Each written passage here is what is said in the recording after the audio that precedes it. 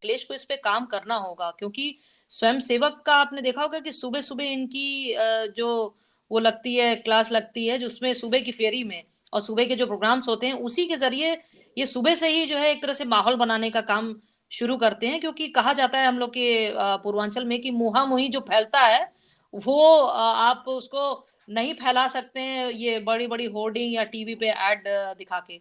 जो मैंने आपको 8,000 का फिगर बताया था, एक ज़िले का है। आपको याद होगा जो अमेठी का चुनाव राहुल गांधी हारे हैं, उसमें एक स्वयंसेवकों की बड़े जिले में आरएसएस के लोग इस वक्त 8,000 की तादाद में हैं, तो जी। उत्तर प्रदेश में कितने हुए फिर? वही तो मैं आपको बता रही हूँ कि वो तो स्टेप बाय स्टेप उनका उनका लाखों। टारगेट होता है, लाखों की इस संख्या में है। आपको मैं बताऊं कि अमेठी का जो चुनाव हुआ था, जिसमें राहुल गांधी स्मृति ईरानी जी से हार गए थे, उसमें स्वयंसेवकों की बहुत बड़ी भूमिका थी। 6 महीने पहले से उन लोगों ने वहां पे कैंप करके और हर दरवाजे तक, हर घर तक, हर व्यक्ति से उन्होंने बात करके उनको कांग्रेस के खिलाफ पूरी तरीके से उनका ब्रेन वॉश किया था। तो अभी भी स्वयंसेवकों की बहुत बड़ी भूमिका है भारतीय जनता पार्टी को इस चुनाव में जाने से पहले पूरा एक माहौल तैयार करने के लिए। भारतीय जनता पार्टी की जो राजनीति रही है कि जाति से बांटो फिर धर्म से यूनाइट करो, तो इस चीज पे अखिलेश यादव जी को भी काम करना चाहिए, क्योंकि हम अगर उत्तर प्रदेश की बात करें तो यहाँ पर 82 SC ST सीटें हैं। इसमें पिछली बार 72 सीटें गई थी भारतीय जनता पार्टी के खाते में, क्योंकि वहां पे जो हिंदुत्व की जो लहर होती है वो जाति में नहीं बढ़ पाते हैं। वहां पे हिंदुत्व पूरी तरीके से काम करता है, वहां पे धर्म काम करता है। तो उनको कैसे आप अपने पाले में लेके आएंगे, इस बारे में अखिलेश यादव जी को काम करना चाहिए, क्योंकि 82 एक अच्छा खासा नंबर है। कि अगर आपके पास जो है 82 का अगर आधा कर लीजिए कि अगर आपके पास 40-42 सीटें भी आती हैं तो बहुत बड़ा नंबर है, लेकिन वो अभी भी अछूता है समाजवादी पार्टी से। वो दलितों की सीट पे बिल्कुल काम नहीं कर रहे हैं। दूसरी चीज अगर बात हम करते हैं कि अखिलेश यादव जी जिस तरीके से चल रहे हैं, ठीक है, उनके अंदर जोश की कमी नहीं है, ना ही जो नई वाली समाजवादी पार्टी है वो नेताजी की समाजवादी पार्टी से डिफरेंट है बिल्कुल। ये प्रोग्रेसिव सोच के हैं, पिछली बार इन्होंने काम भी किया। लेकिन जैसा कि सभी सारे वक्ताओं ने बोला कि ये भारतीय जनता पार्टी के ट्रैप में क्यों फंस जाते हैं। अभी जो काशी विश्वनाथ कॉरिडोर की बात हुई थी, हर जरूरी नहीं है कि आपसे जो पूछा जाए आप सीधे तौर पे उसी का जवाब दें, आप उसको घुमा के अपनी पिच पे भी तो ला सकते हैं। आज ही मेरी आपसे बात हो रही थी, मैंने आपको बताया कि उत्तर प्रदेश का सूचना विभाग उसने इसका फैक्ट चेक किया और साफ तौर पे समाजवादी पार्टी का जो ट्वीट था उसको टैग करते हुए उन्होंने बाकायदा उसको ये लिखा है और बाकायदा एक विज्ञप्ति जारी की है कि समाजवादी पार्टी के शासनकाल में इस तरीके की कोई भी बैठक नहीं हुई और ना ही काशी विश्वनाथ कॉरिडोर से रिलेटेड किसी भी डॉक्यूमेंट को कैबिनेट में रखा गया था।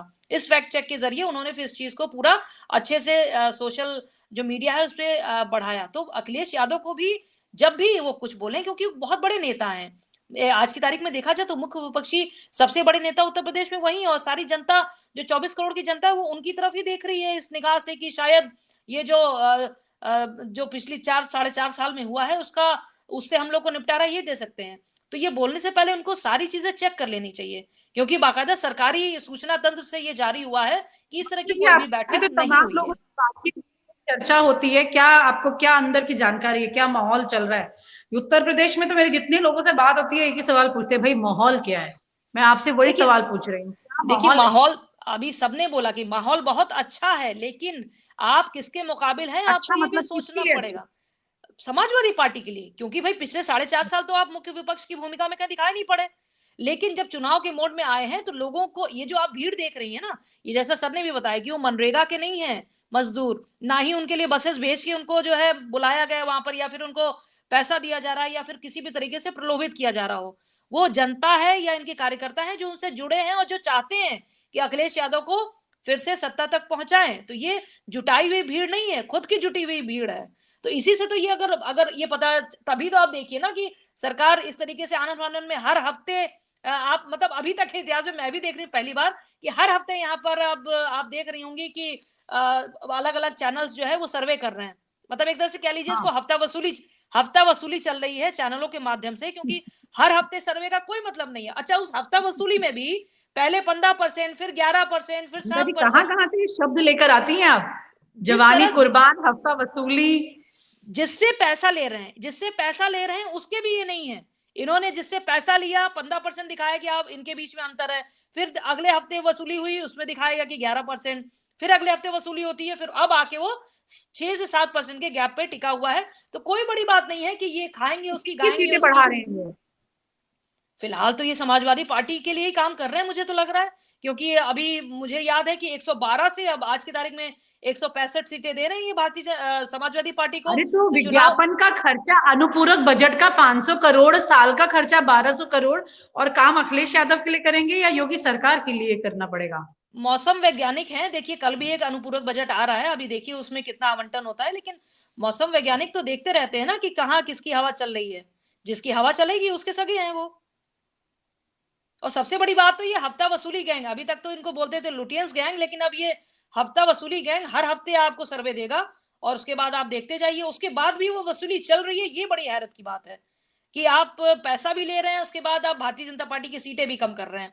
तो कुल मिला के चूंकि आप सच्चाई से इनकार नहीं कर सकते हैं, आप जब भी जाते हैं लोगों के बीच में, तो लोगों को ये लगता है कि कोरोना काल की वो त्रासदी ये दिखाई पड़ता है कि लोगों के पास नौकरी नहीं है, जिनके पास है भी उनकी सैलरीज इतनी कम हो गई हैं कि आदमी के घर में बच्चे दो बच्चे अगर पढ़ रहे हो तो उनको पाल पाना बहुत मुश्किल है, क्योंकि सरकार का कोई भी किसी भी स्कूल पे किसी भी तरीके का कोई दबाव नहीं है। सारे स्कूल अपनी मनमानी फीस वसूल रहे हैं, वो उसी तरीके से काम कर रहे हैं जैसे पहले कर रहे थे, क्योंकि उन लोगों ने सबने कोरोना काल में किसी ने 50 लाख, किसी ने 1 करोड़ ऐसे करके मुख्यमंत्री राहत निधि कोष में दिया हुआ है।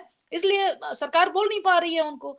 तो जनता तो वैसे ही परेशान है, जनता को कोई किसी तरीके की राहत तो मिली नहीं है। भले आपने ये घोषणा कर दी हो, राहत आयुक्त के कार्यालय में एक इन्होंने पोर्टल बना दिया है कि आप वहां जाइए, लॉगिन करिए, अगर आपके घर में किसी की भी व्यक्ति की मौत हुई है तो 50,000 रुपए आपको दे दिए जाएंगे। लेकिन अभी आया है, चुनाव होते होते तक तो वो आवेदन ही नहीं खत्म हो पाएगा।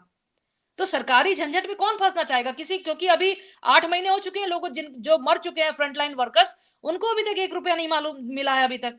तो इस सरकार की कथनी करने का तो फर्क सामने महसूस हो रहा है, दिख भी रहा है। तो लोगों के बीच में इस चीज को लेकर लोगों को दिख रहा है कि हम अखिलेश यादव से उम्मीद कर सकते हैं, क्योंकि अखिलेश ने काम किया है। आज आप लखनऊ जाकर देख लीजिए, लखनऊ में आप देख रही होंगी कि आपको जो गोमती नगर का इलाका है, वहां पे पीएचयू जो बिल्डिंग बनी हुई है, वहां पे जेपी नारायण बना हुआ है, वहां पे लोहिया पार्क उनकी देन है। इन्होंने क्या किया, एक चीज एक काम बता दें, सड़कों में गड्ढे इन्होंने दिए हैं, इससे कोई दो राय, किसी को कोई भी दो राय नहीं होगी। अरे तो पीएचक्यू के बाहर तो प्रधानमंत्री जी आकर के पूरे पीएचक्यू के स्टाफ के साथ में, पुलिस वालों के साथ तस्वीर खिंचवा कर गए हैं। मतलब देखिए इस अभी देखिए सारा का सारा मुझे जो लग रहा है विनीता जी, कि चुनाव मोदी जी ने अपने हाथ में ले लिया है, इसीलिए वो हर दूसरे तीसरे दिन उत्तर प्रदेश में आ जाते हैं।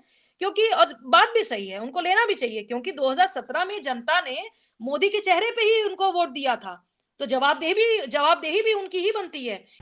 और आप हमसे जुड़े रहने के लिए सब्सक्राइब करें YouTube पर, फॉलो करें ट्विटर पर और लाइक करें Facebook पर। और ज्यादा जानकारी के लिए आपको टाइप करना होगा सिर्फ न्यूज़ नशा।